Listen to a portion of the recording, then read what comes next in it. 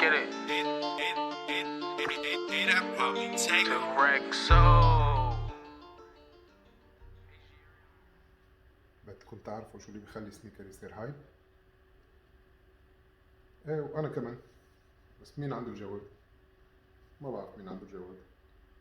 ما بتقدر تنكر انه الكولاب له تأثير اقوى، انه بيعمل ضجة اكثر، الناس بدها اياه اكثر. الكلاب شو الكلاب؟ شو القصة ورا الكلاب؟ هذا في قصة، شو قصة الكلاب؟ بآخر فيديو كانوا نادر و OTB عم يحكوا وعم يتناقشوا إذا الهايب ولا الكولاب بيعمل ضجة أكتر أو بيعمل الهايب أكتر.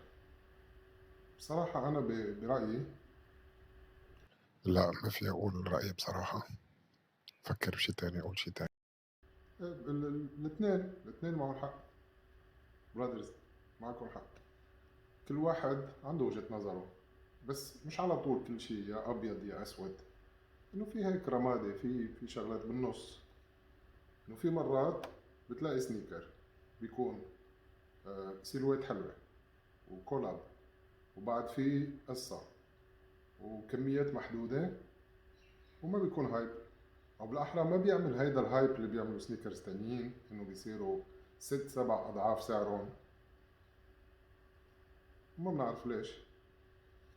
أحلى مثال عن هيك السنيكر اللي بدي أحكي عنه اليوم، إنه جوردان 1 سيلويت كتير مرغوبة، كولاب، في قصة وقصة رائعة ورا السنيكر، انباعت بس بمحلات معينة، كميات محدودة. ما بعرف، ما لقيت معلومة كم سنيكر انباعت بالضبط، بس كميات محدودة. بتخيل كميات محدودة. سبيشال بوكس كتير مميز وما عمل هالضجة اللي عملوا غير سنيكرز. السنيكر هو جوردان 1 ريترو اس بي جينا. هيدا السنيكر نزل بال 2019 كولابوريشن بين اس بي اللي هو شو بالاس، محل سنيكرز فاتح من تقريبا شي 30 سنة، من أقدم محلات السنيكرز بأمريكا، وإير جوردان. هيدا الكولاب عامل تكريم لمعلمة، مش رياضي مش مغني، معلمة اسمها فيرجينيا أو جينا، بيعيطوا لها جينا. عاملين تكريم لجينا، نزل ب 2019 بشهر 5.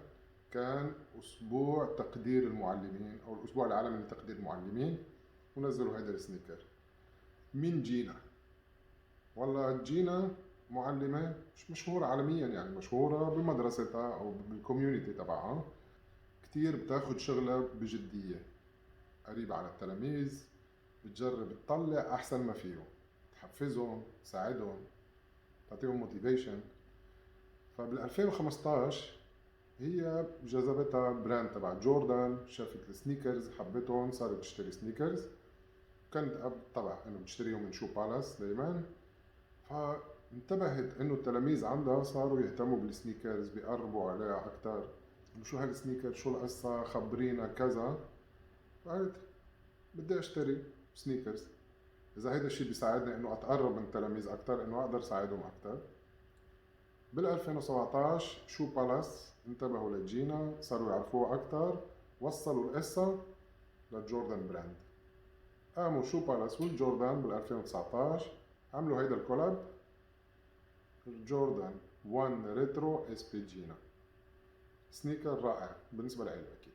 جوردان 1 سيلويت كتير مميز، لونه اسود، بس في تونز اسود مختلفة، بيجي مع هيدا التاج. هيدا التاج رائع، شيء كتير حلو بالنسبة لي. كانت نزلت بعلبة جوردان 1 العادية اللي بنعرفها، ونفس ألوان وشكل العلبة الأصلية بس على حديد، اللي بسموها لانش بوكس. كتير حلوة. بتجي جوا كمان كارت مكتوب عليها، وفي شوية معلومات عن جينا، كمان صور لكل الجوردانز الريتروز. شيء رائع. فبالآخر هو إنه عجبكم أو ما عجبكم، مع هايب أو بلا هايب، ما فينا ننكر إنه هيدا السنيكر كتير مميز. انتو شو رأيكم؟ وآخر شي بدي أقوله، احترامي لإير جوردان، احترامي لشو بالاس، وأهم شي احترامي لجينا ولكل المعلمين، وبلا هاي بلا